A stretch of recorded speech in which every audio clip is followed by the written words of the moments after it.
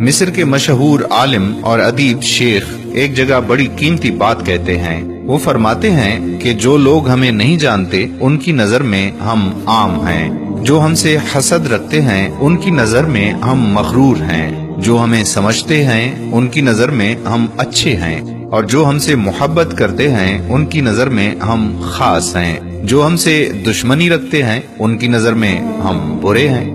ہر شخص کا اپنا ایک الگ نظریہ اور دیکھنے کا طریقہ ہے، لہٰذا دوسروں کی نظر میں اچھا بننے کے پیچھے اپنے آپ کو مت تھکائیں۔ اللہ آپ سے راضی ہو جائے یہی آپ کے لیے کافی ہے۔ لوگوں کو راضی کرنا ایسا مقصد ہے جو کبھی پورا نہیں ہو سکتا۔